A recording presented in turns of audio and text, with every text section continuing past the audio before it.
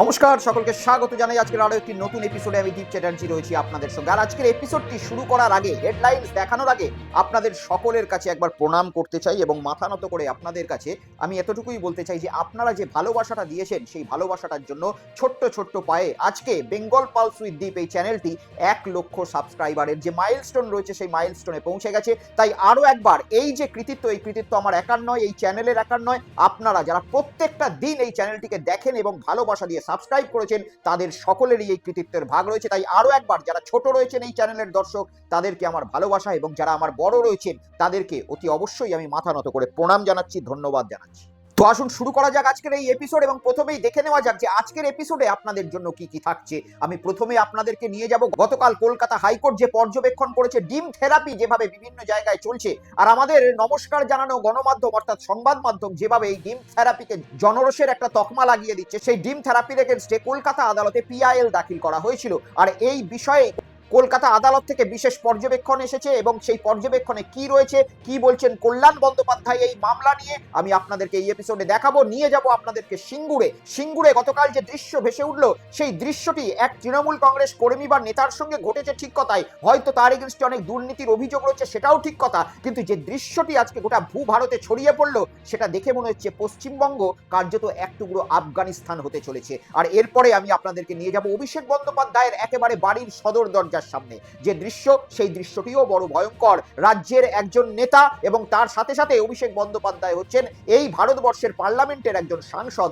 আর তার বাড়ির সামনে এক দুষ্কৃতী গাড়ি দাঁড় করালো এবং ছুড়ে দিল একটি ইট। আমি দেখাবো সেই ভিডিও, এবং আপনাদেরকে নিয়ে যাব মিড ডে মিলের কাকিমাদের কথা শোনাতে। মিড ডে মিলের যারা রাঁধুনির কাজ করতেন তারা এখন আশঙ্কায় ভুগছেন যে তাদের কাজ আগামী দিনে চলে যাবে। তার কারণ বিভিন্ন স্কুলে খাদ্য সরবরাহ করছে, এই মিড ডে মিলের খাবার সরবরাহ করছে ইসকন, আর এরপরেই চিন্তার ভাঁজ পড়েছে এই মিড ডে মিলের যারা রাঁধুনি রয়েছে তাদের কপালে। এই এপিসোডে আপনাদের নিয়ে যাব শালিমার স্টেশনে সাধারণ মানুষদের কান্নাকাটি দেখাতে। কেন কাঁদছেন, কিসের জন্য, সমস্ত কিছু তো আপনাদের দেখাবো আপনাদেরকে। একেবারে অনেক রাজনৈতিক মিছিল তো আপনারা বিভিন্ন জায়গায় পশ্চিমবঙ্গে দেখেছেন, কিন্তু এই প্রথম একেবারে সাধারণ বাড়ির মহিলাদের মিছিল। কেন সেই মিছিল এই এপিসোডে আপনারা জানতে পারবেন, এবং দেখাবো শ্রমিক ভট্টাচার্য বিজেপির রাজ্য সভাপতি তিনি কিভাবে এক লেখককে গতকাল একটি প্রোগ্রাম থেকে একেবারে ভদ্র ভাষায় অপমান করলেন। আমি আপনাদেরকে সমস্ত কিছু নিয়ে এই এপিসোড দেখাবো। চ্যানেলটাকে দয়া করে সাবস্ক্রাইব করে নেবেন এবং কিউআর কোডটি অতি অবশ্যই স্ক্যান করে আমার হোয়াটসঅ্যাপ চ্যানেলে যুক্ত হয়ে যান, যাতে যে কোনো ভিডিওর নোটিফিকেশন আপনাদের কাছে সঙ্গে সঙ্গে পৌঁছে যায়।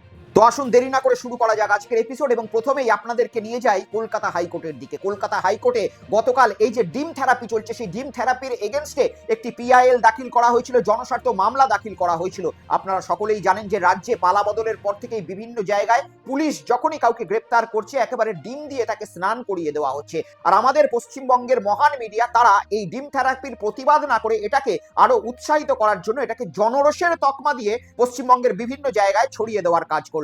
আর এটার পরে এই ডিম থেরাপি আরো বাড়তে চললো, এবং সমাজ ব্যবস্থা কার্যত কতটা ভেঙে পড়েছে এটারই উদাহরণ গোটা ভারতবর্ষে ছড়িয়ে পড়লো। চারিদিকে নিন্দার ঝড়। কলকাতা আদালতে জনস্বার্থের মামলা, আর এই জনস্বার্থের মামলার গতকাল যে হিয়ারিং ছিল সেই হিয়ারিং এ কলকাতা আদালত বিশেষ পর্যবেক্ষণ করলো, এবং আমাদের পশ্চিমবঙ্গের সরকারকে একটি গাইডলাইন প্রকাশ করতে বলা হয়েছে, যে গাইডলাইনে এই ডিম থেরাপির নামে যে অসভ্যতামি করবে এবার পশ্চিমবঙ্গে তার এগেইনস্টে যেন কঠোর ব্যবস্থা নেওয়া হয়। এমনকি শোনা যাচ্ছে জামিন অযোগ্য ধারায় তাকে যেন গ্রেপ্তার করা হয়। এই ধরনের গাইডলাইন কলকাতা আদালত প্রকাশ করার নির্দেশ দিয়েছেন। এছাড়াও এই মামলার পর্যবেক্ষণে কলকাতা আদালত রাজ্য সরকারকে জানতে চেয়েছে যে এতদিন পর্যন্ত যে ঘটনাগুলো এই ধরনের ঘটছে পশ্চিমবঙ্গে তার এগেইনস্টে রাজ্য সরকার কি ব্যবস্থা নিয়েছে।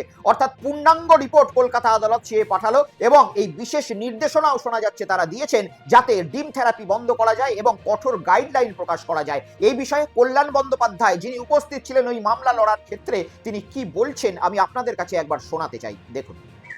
সেই পাবলিক ইন্টারেস্ট লিটিগেশনের মেইন উদ্দেশ্য ছিল যে এই যে গোটা পশ্চিমবঙ্গ জুড়ে ডিম ছোঁড়া হচ্ছে, ডিম ছুঁড়ে মানুষের মর্যাদাকে নষ্ট করা হচ্ছে এবং পুলিশের সামনে হচ্ছে।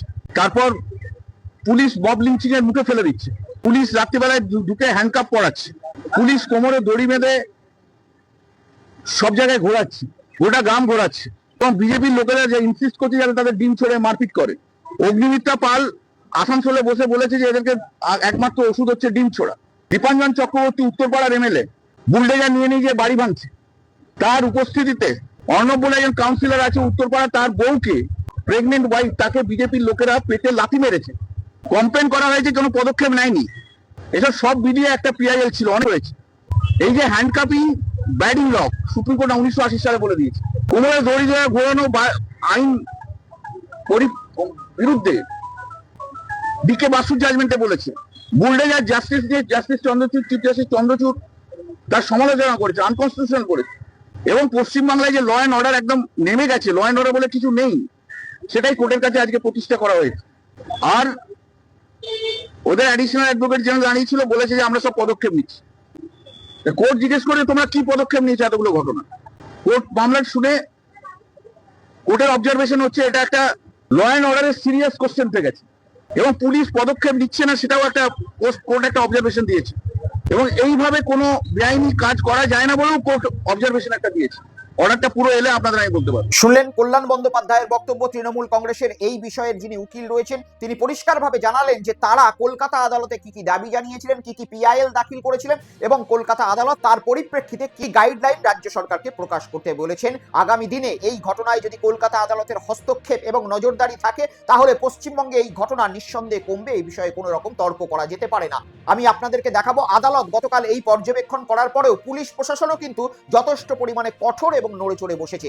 আপনাদেরকে দেখাবো শ্রীরামপুর থানার আইসি গতকাল কার্যত অ্যাকশন মুডে যারা ডিম থেরাপি করছেন তাদের এগেনস্টে কিছু মানুষকে গতকাল গ্রেপ্তার করা হয়েছিল। হয়তো তারা তৃণমূল কংগ্রেসের সঙ্গে যুক্ত, এবং সেই মানুষগুলোর এগেনস্টে ডিম থেরাপির জন্য সেখানে কিন্তু বিজেপির কর্মকর্তারা পৌঁছেও গিয়েছিল, এমনটাই ক্যামেরাতে ধরা পড়ছে। আর সেই ঘটনা যখন আইসির সামনে আসে, আইসি একেবারে প্রকাশ্যে ক্যামেরার সামনে বলতে থাকেন যে এবারে যারা ডিম থেরাপি করবেন তাদেরকে কিন্তু কোনো রকম ছাড়া হবে না এবং গ্রেপ্তার করা হবে। আমি শ্রীরামপুর থেকে আপনাদেরকে দেখাবো সেই বিশেষ ভিডিও ফুটেজ, দেখুন। কাজ করছে, বাধা দেওয়া যাবে না। যদি কারোর হাত থেকে ডিম বেরোয় আমি অ্যারেস্ট করে দেবো। আমি আইসি শ্রীরামপুর বলে দিলাম। আর এটা থানার সামনে এবার ভিড় করার জায়গা না। চলুন চলুন ভালোভাবে চলুন, এসব করা যাবে না। পুলিশ কাজ করছে, যে এভিডেন্স পেলে পুলিশ অ্যারেস্ট করছে, সেখানে আপনারা কেন এইসব করবেন? আপনারা আপনাদের কাজ করুন না। ডিম ছোড়া যাবে না, ডিম ছোড়া যাবে না। যে অন্যায় করছে এক্সটর্শন বাই অ্যারেস্ট হয়ে গেছে, ওটা প্রডিউস করবো। এখন ডিম ছোড়া যাবে না। যান যান যান যান যান। এই ভাই চলো, অ্যারেস্ট করে দেবো কিন্তু, বুঝতে পারছো না? এই গাড়ি ভিতরে ঢোকাও, আমার গাড়ি বের করো, আমার গাড়ি বের করো।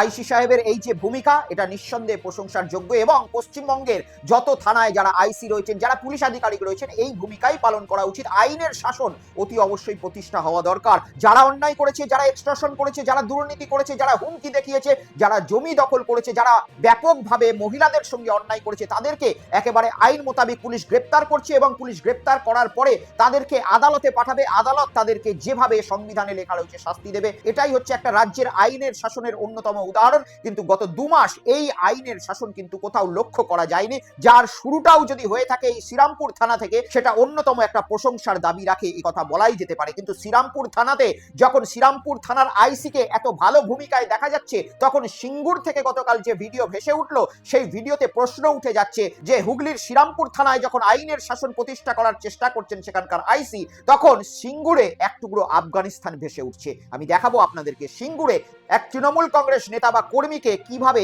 আফগানিস্তানের মতো ট্রিটমেন্ট করা হচ্ছে, দেখুন।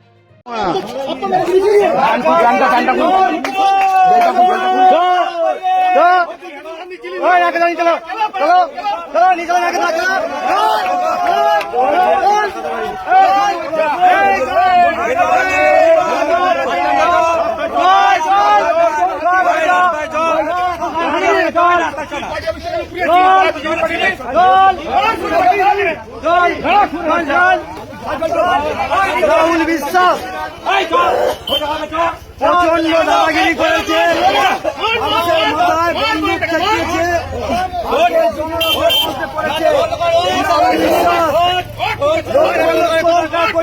উঠে বস, নাটক বন্ধ করে উঠে বস, আরো মার খাবি নালে উঠে বস, উঠে বস,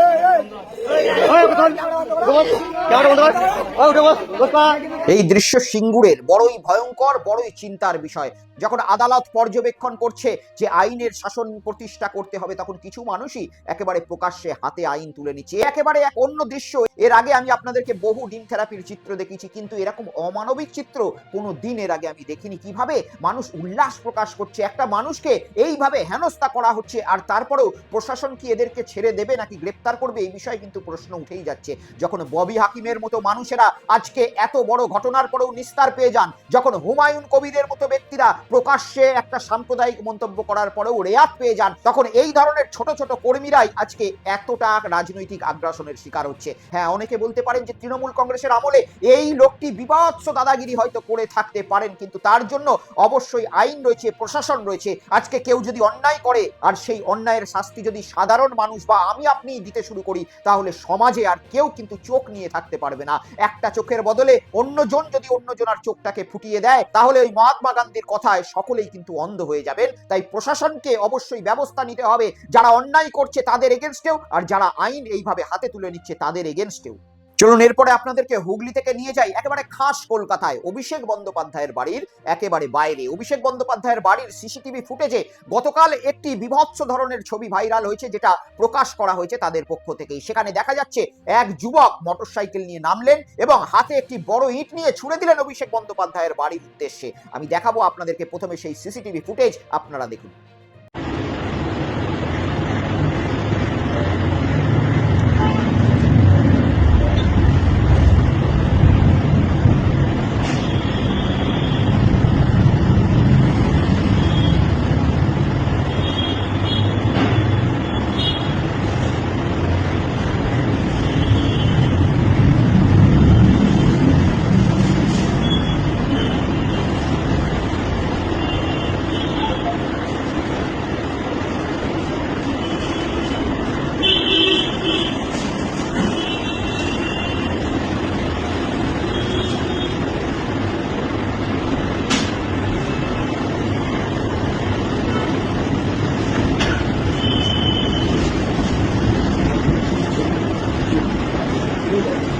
অভিষেক বন্দ্যোপাধ্যায়, হ্যাঁ, ক্ষমতা থেকে তাদের সরকার চলে গিয়েছে, কিন্তু রাজ্যে এখন তারা বিরোধী দল। আর সেই বিরোধী দলের এক নেতা, সাথে সাথে আজকে ভারতবর্ষের পার্লামেন্টের একজন সাংসদ, তার বাড়ির সামনে খাস কলকাতায় প্রকাশ্যে এক যুবক মোটরসাইকেল নিয়ে আসছেন এবং 2-3 বার ইট ছুড়ছেন তার বাড়ির উদ্দেশ্যে। প্রকাশ্যে আপনারা সিসিটিভি ফুটেজে দেখতে পাচ্ছেন। তারপরেও কলকাতা পুলিশের কাছে কি এই সিসিটিভি পৌঁছানোর পরে কোনো ব্যবস্থা নিয়েছেন আমি জানি না, এখনো পর্যন্ত কোনো খবর আমাদের কাছে আসেনি। এলে নিঃসন্দেহে আগামীকালের এপিসোডে আপনাদেরকে জানাবো। কিন্তু এই ধরনের চিত্র হবে কেন?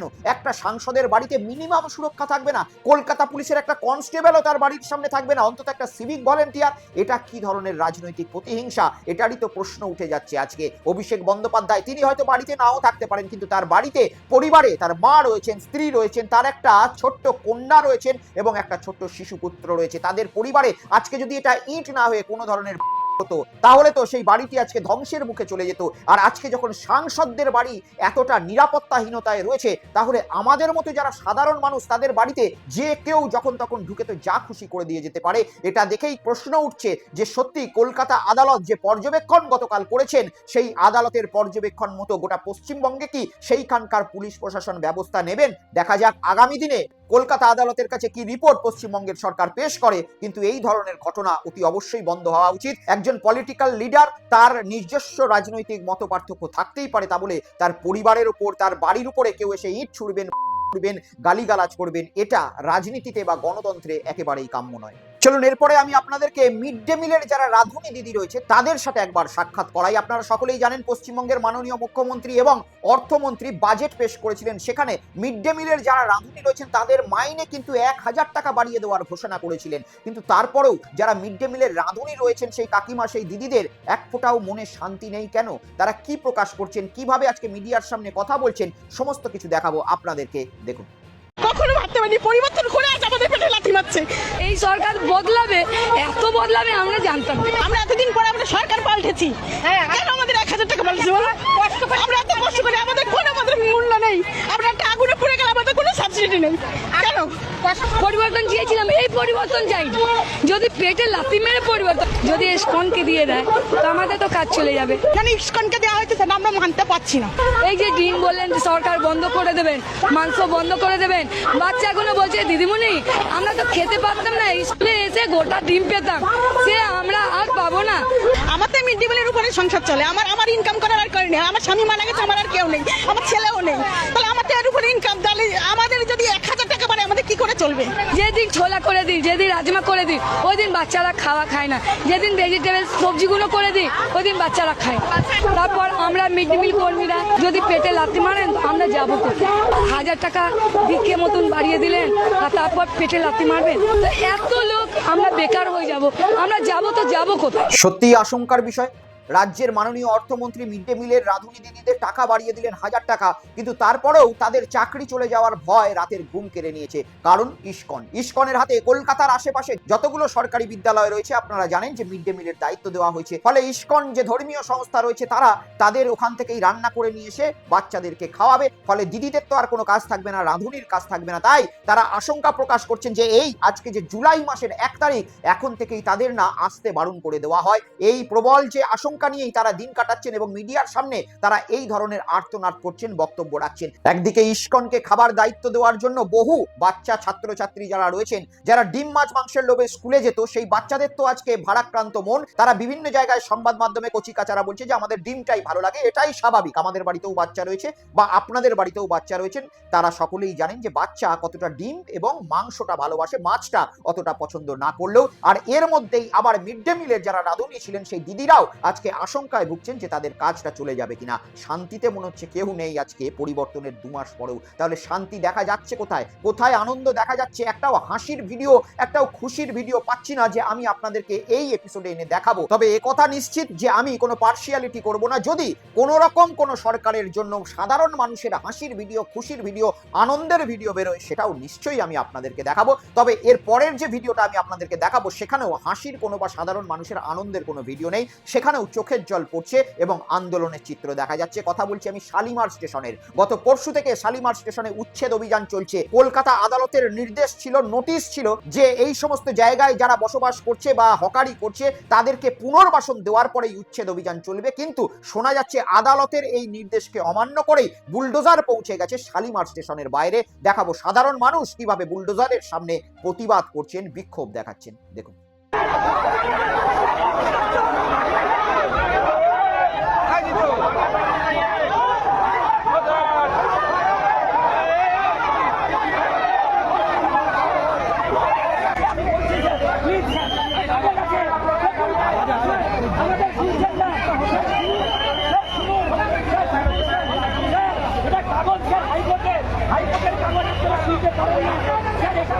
এক ব্যক্তি হাতে আদালতের হাইকোর্টের কাগজ নিয়ে দেখাচ্ছেন যে এই বিষয়ে স্টে অর্ডার রয়েছে। তারপরেও শোনা যাচ্ছে যে এই ধরনের ঘটনা শালিমার স্টেশনে ঘটছে এবং সাধারণ যারা মানুষ রয়েছেন, সাধারণ যারা হকারি করে ওই জায়গায় খাচ্ছিলেন, তারা বিক্ষোভ দেখাচ্ছেন, আন্দোলন করছেন। কিন্তু বুলডোজার, সেই বুলডোজার তো কোনো মানুষকে বোঝে না, সেই বুলডোজার তো কোনো মানুষের কষ্ট দুঃখ বোঝে না। সে তো শুধুমাত্র গিয়ার পড়লেই একেবারে নিমিষের মধ্যে ভস্মীভূত করে দিচ্ছে সমস্ত কিছু, একেবারে ধ্বংসস্তূপে পরিণত করে দিচ্ছে সমস্ত কিছু। শালিমার স্টেশনের বাইরেও কিছুটা এমনই দৃশ্য দেখা গেল। কি বলল হিন্দু সেই মা বোনেরা, যাদের গলায় তুলসীর মালা রয়েছে এবং যাদের মাথায় সিঁদুর, হাতে শাখা পলা রয়েছে, যাদের উপর ভরসা করেই তো এই পশ্চিমবঙ্গের সরকার ক্ষমতায় বসেছিল, সেই তুলসীর মালা পরা সাধারণ মহিলারা কিভাবে চোখের জল ফেলছে আমি দেখাই আজকের এই ভিডিওতে। দেখুন।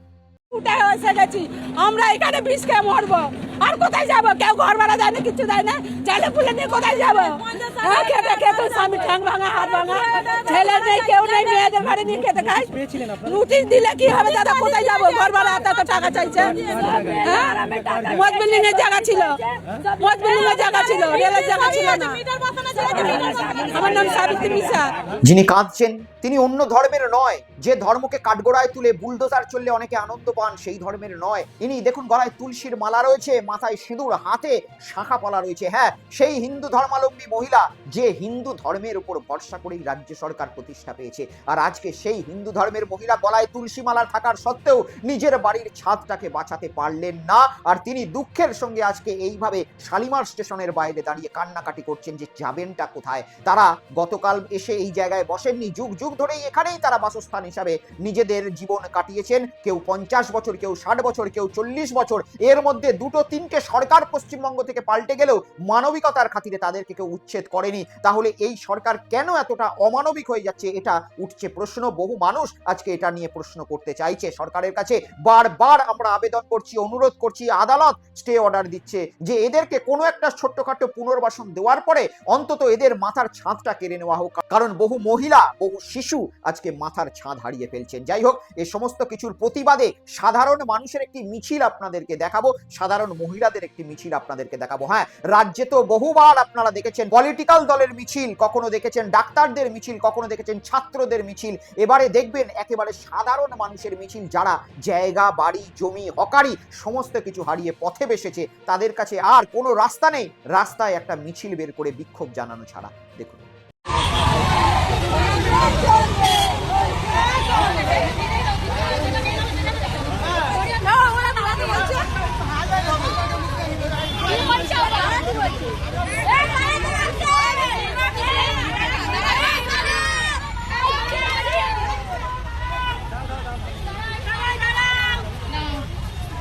বালিগঞ্জ থেকে যাদবপুর যাতে বস্তি উচ্ছেদ করা না হয় তার জন্য এই সাধারণ গরিব মানুষগুলোর মিছিল। হ্যাঁ, এ কথা মানতেই হচ্ছে যে অবৈধ জায়গা দখল করে যত্রতত্র যেখানে সেখানে বস্তি হকারি করাটাও উচিত নয়। কিন্তু আমি বারবার একটা কথাই বলি যে মানবিকতার স্বার্থে আমাদের ভারতবর্ষের জনসংখ্যা হচ্ছে 150 কোটি, আর জায়গা আয়তন যথেষ্ট কম হয়ে গিয়ে দাঁড়িয়েছে। চায়না বিশ্বের সব থেকে দ্বিতীয় জনবহুল দেশ, কিন্তু তাদের আয়তন অনেকটা বড়। রাশিয়া বিশ্বের সব থেকে বড় দেশ, কিন্তু জনসংখ্যা অত্যন্ত কম। কিন্তু আমাদের জনসংখ্যা দিনের পর দিন এতটা বেড়ে চলেছে যে না সাধারণ মানুষের জায়গা রয়েছে বাসস্থানের, না ঠিক মতো কোনো ধরনের কর্মসংস্থান রয়েছে। তাই তারা দুমুঠো দুবেলা খাওয়ার জন্য কোথাও হকারি করছে, আবার কোথাও যুগ যুগ ধরে বসে বস্তিতে নিজেদের জীবন যাপন করছিল। হ্যাঁ, নতুন বস্তি যাতে কোথাও গড়ে না ওঠে এই বিষয়ে সরকারের পদক্ষেপ করলে ভালো হতো। কিন্তু পুরনো বস্তি যেগুলো প্রায় 40, 50, 60 বছর ধরে রয়েছে, সেগুলো তোলার আগে সরকারকে একটা পুনর্বাসন দিলে হয়তো আমার মনে হয় ভালো হতো। এত মানুষ যাবেনি বা কোথায়, এত মানুষ খাবেনি বা কি, এ বিষয়ে কিন্তু একটা মানবিকতার প্রশ্ন অবশ্যই থাকছে। তবে সবকিছুর পরে আমি আপনাদেরকে একটা হাসির ভিডিও দেখাবো, কারণ মাননীয় শ্রমিক ভট্টাচার্য, বিজেপির যিনি রাজ্য সভাপতি, তিনি গতকাল নিজের স্টাইলে বক্তৃতা দেওয়ার মাধ্যমে রাজনৈতিক বিশ্লেষক বিশ্বনাথ চক্রবর্তীকে কার্যত যেভাবে ইঙ্গিত করে অপমান করলেন, সেটা সত্যিই দেখার মতো। আমি আপনাদেরকে প্রথমে একটা চিত্র দেখাই। আপনাদের স্ক্রিনের কোণে দেখতে পাচ্ছেন যে গতকাল বিশ্বনাথ চক্রবর্তী, রাজনৈতিক বিশ্লেষক, তিনি শুভেন্দু অধিকারী মাননীয় মুখ্যমন্ত্রীর কাছে পৌঁছে গিয়েছিলেন এবং একটি বই উপহার দিয়েছেন।